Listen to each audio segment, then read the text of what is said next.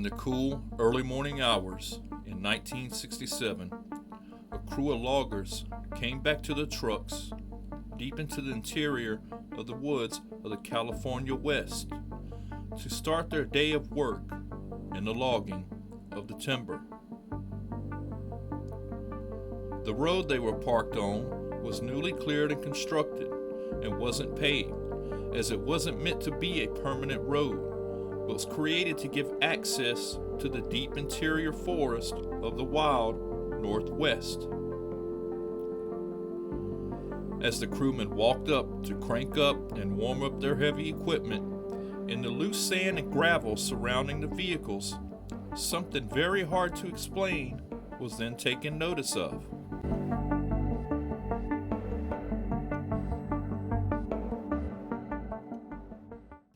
All around the trucks and heavy equipment were human-looking, barefoot feet prints in the sand, which was strange enough being so far from civilization. But the sheer size of these prints were what shocked the tough loggers and made them stop and look around at their surroundings.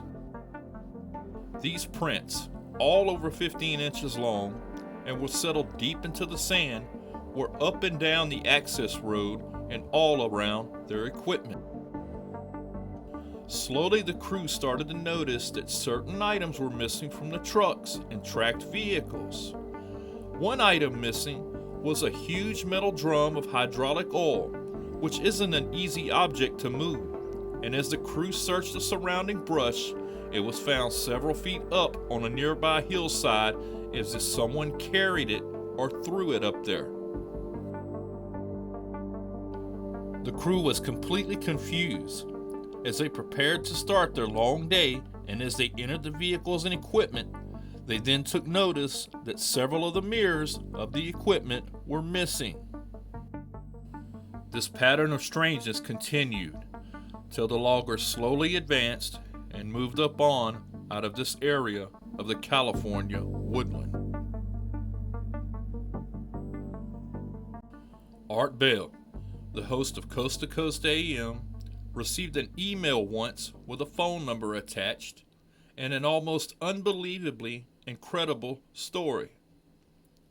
This was a typical occurrence for Art, as he hosted a radio talk show that covered cryptids and paranormal and anything in between and reached millions of the late night listeners. Art pondered calling the attached number as the story was just that interesting, and during a commercial break, he reached out to the sender and kept him on hold till the show resumed. As Art introduced the anonymous guest, the caller decided to go by an alias, which was Mr. Bugs. His story was that after serving in the Marines, he and a few buddies took on a job in the state of Texas that many probably haven't heard of. They rode around farms and homestead roads at night and hunted what their county called vermin, which were creatures such as raccoons, bobcats, and coyotes. They got paid by the amount of dead vermin they turned in every morning. One night, in particular, in the 1970s, near a creek called Elm Creek that fed into the Red River, they were out doing their job with a bright spotlight, and Bug's friend noticed a pair of glowing eyes that sat just a few feet off the ground. As the group contemplated that this might be one of the normal vermin, and two of them took aim, these pair of glowing eyes started to rise up as the creature went from crouching behind a tree to now standing. Thinking that this might be a bear, Bugs and his friends took aim as the creature turned to run. They shot multiple shots, and after each round hit the creature, it fell, but incredibly, it got back up and continued to flee into the darkness. This was shocking to Bugs and company, as some of these shots were powerful enough to take down most animals in East Texas, yet here this creature was, getting back up and running towards the brush along the creek near a farm. The now confused crew decided to wait till light of dawn to go track down the anomalous wounded creature. Bugs chose the short straw as he had the most powerful handgun and took his revolver and headed to the spot they shot the creature at a few hours earlier. Bugs picked up the blood trail and it led him down to the creek and into a heavy thicket that's so common across East Texas and Louisiana. As Bugs got down on his hands and knees and crawled into the briar patch, there, hunched over the body of the wounded and now dead creature, was another one. Without even thinking, Bugs aimed his gun and shot the creature in the chest. As it let out a tremendous yell and stood up in the thicket, Bugs' friend, standing up on the bank outside the thicket near the creek, took aim and shot the creature in the head. Bugs and his friends were then able to see these creatures up close, and what they discovered haunted the three for years, with them making a pact that they would never speak of this creature or this incident again. Here, now 3 decades later, and being much older, Bugs' conscience got the best of him, and he decided to reach out to Art Bell and have his story heard. Bugs had sent Art a very detailed map where him and his friends had encountered, then killed, then buried the 2 creatures that Bugs said were tall, muscular humanoids that had hair on most of their bodies and some on the face. The one that died first was a male, and the one standing over the body that was shot in the thicket was the female. Bugs said they weighed over 350 pounds and are around 6'6" tall, and they buried them on the creek side while all having a deep, haunting feeling in their guts that these huge hairy creatures they killed had human characteristics, as the 3 were worried they had accidentally committed murder. Art had received a very detailed map from Bugs with his address and contact information, but he respected Bugs enough to keep his name anonymous, as he came on the show many times and talked with several Bigfoot researchers who offered him legal aid and protection if he brought them to the spot of the burials. Bugs constantly thought better of this and told Art that upon his death that his wife would lead Art to the spot that they buried the creatures. Art eventually retired and passed away in 2018 with one of his most incredible stories in his decades-long career on Coast to Coast AM and Midnight in the Desert, dying right along with him as Bugs and his buddy encounter with a bipedal hominid still to this day remains a big mystery.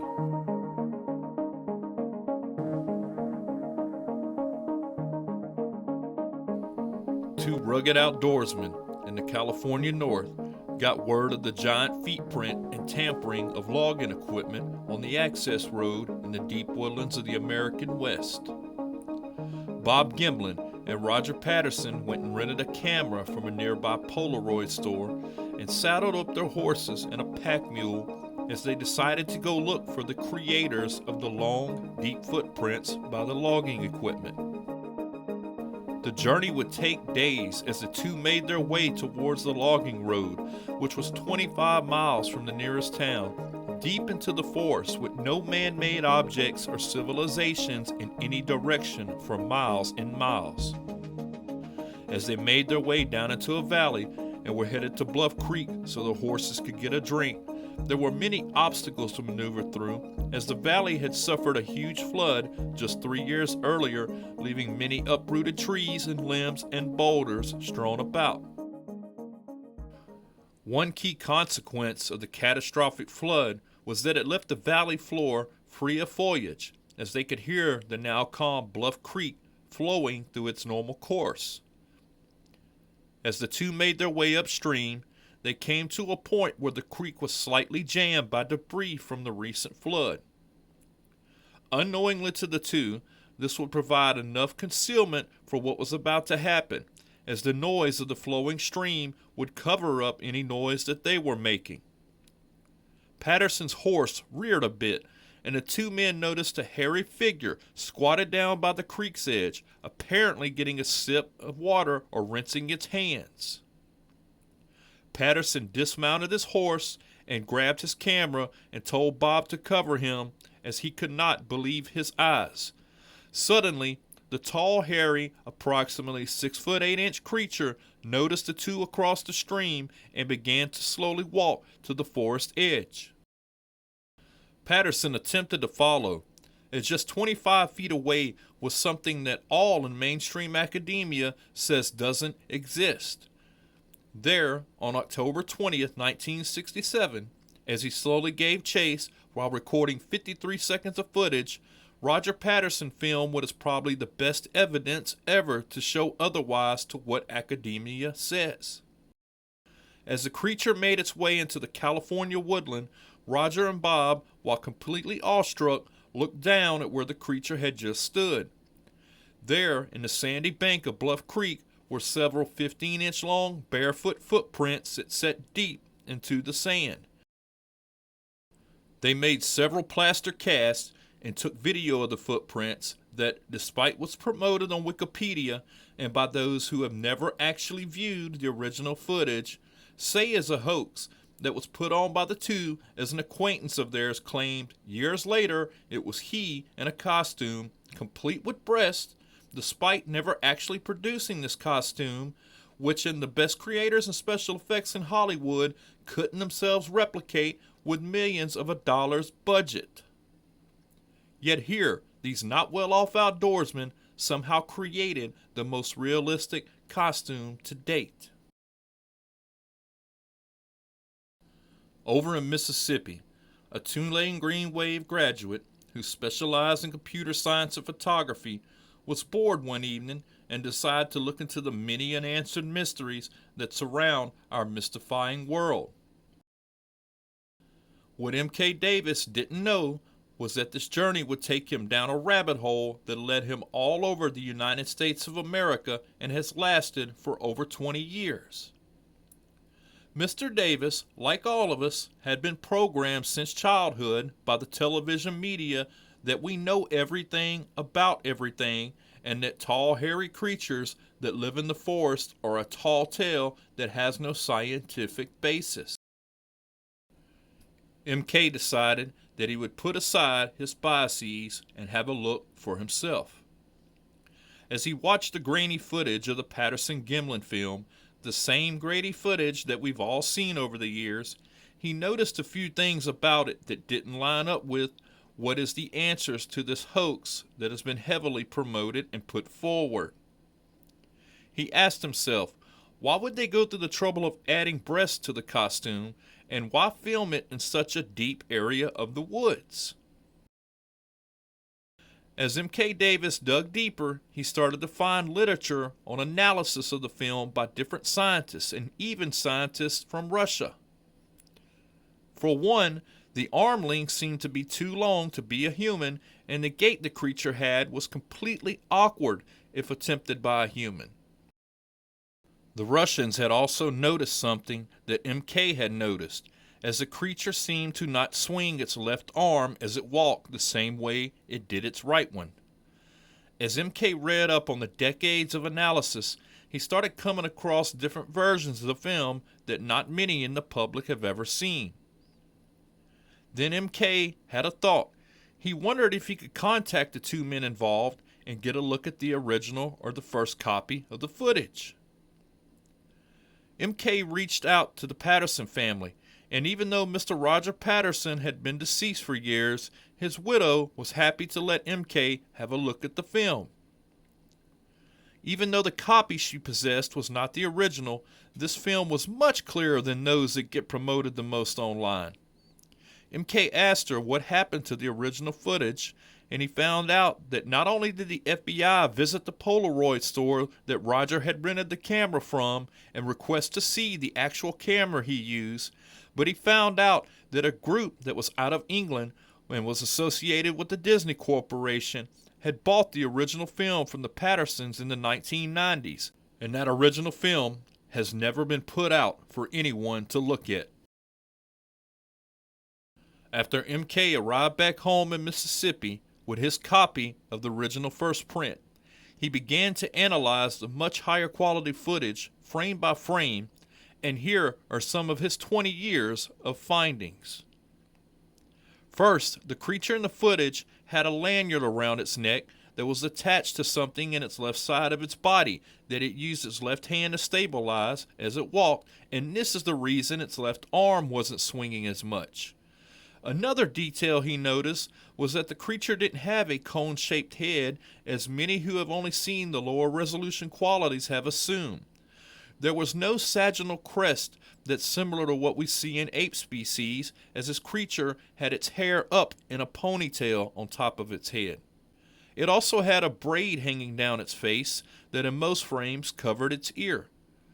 The creature also has a gash on its lower lip, as one frame in particular of the higher quality film gives us our best look at what we are led to believe was a man in a costume that the best special effects artists in Hollywood, who make tens of millions of dollars for being experts in their craft, definitely couldn't reproduce in the 1960s and would doubtfully be able to replicate even today.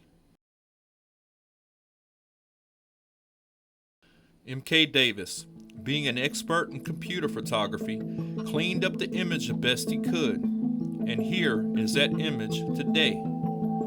Does this really look like a man in a costume 25 miles out in the rugged woodland of the Northwest? I'll let you be the judge of that.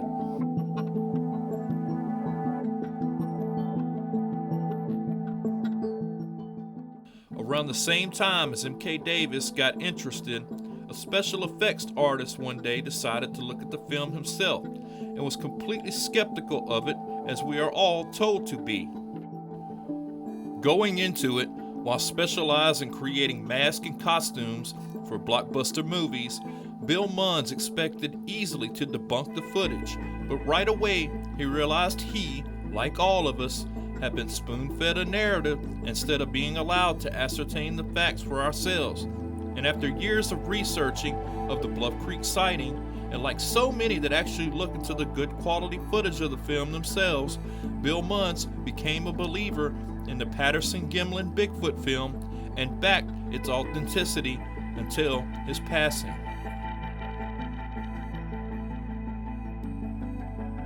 People don't realize how remote and untouched the rugged terrain and mountains of the American Northwest and Canada truly are. In fact, the majority of the United States West has never even been foot surveyed.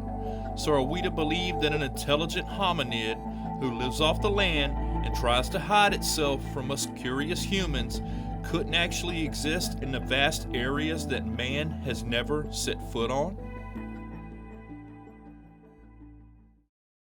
Almost all Native American tribes of the West have tales of this tribe of hairy Indians that live in the forest and which they would sometimes trade with.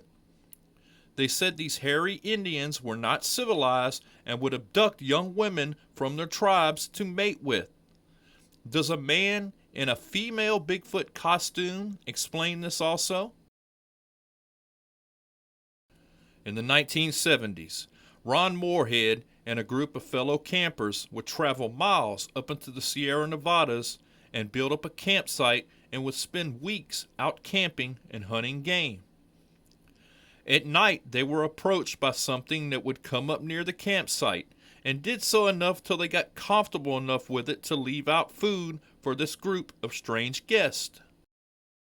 Ron eventually left out some recording devices. In the 1970s, he even took up a skeptical reporter to the remote campsite to witness the mysterious creatures communicating with each other as the group sat in a shelter of logs and listened to the sounds they made. Ron Moorhead's recordings captured several creatures, along with whoops and hollers, communicating with each other in an unknown language. Here is a sample of what Ron Moorhead recorded deep in the California woods back in the 1970s.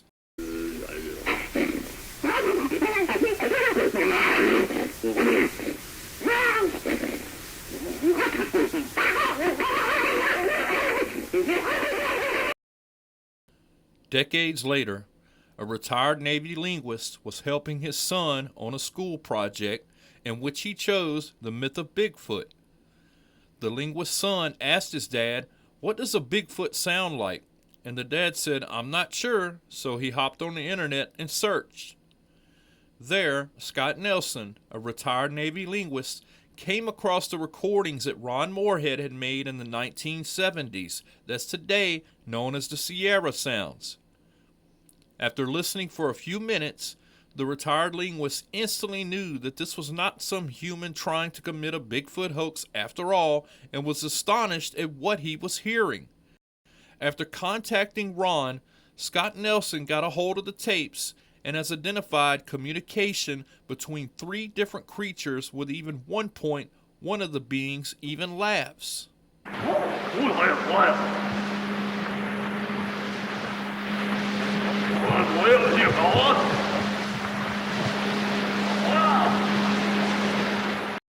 The sounds they are making are impossible for human vocal cords to make, and their speech reaches tones that humans just simply can't replicate.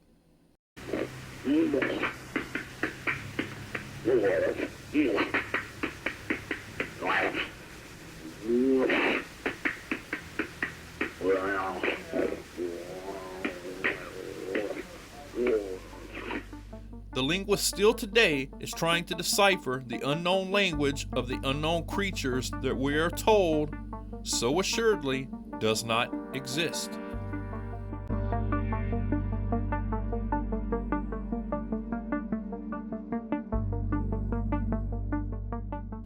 M.K. Davis pored over his high-quality copy of the Patterson-Gimlin Bigfoot film from 1967.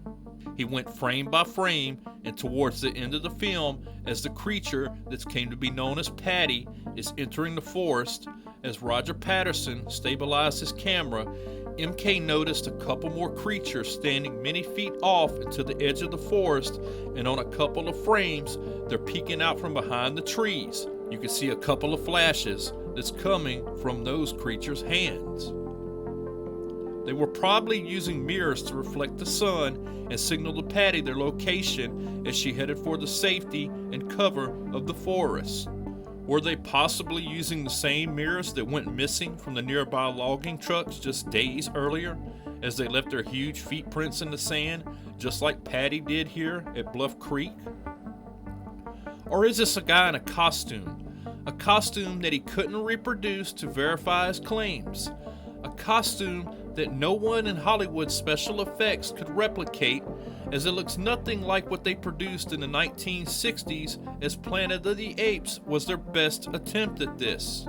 Or perhaps we can set aside our programming and look for ourselves and see what our eyes are telling us we see, just like MK and Bill Munns and the Navy linguists were able to do.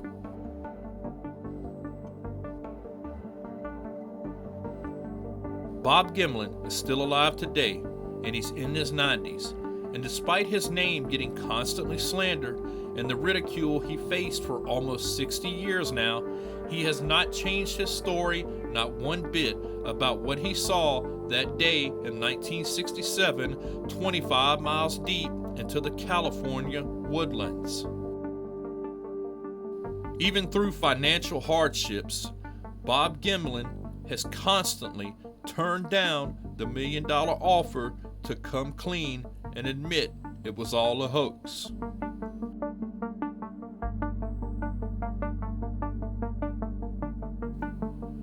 Perhaps that $1 million offered to come clean and tell the truth should have been offered to the guy who said it was he in a suit. My name is MJ. Thank you for listening.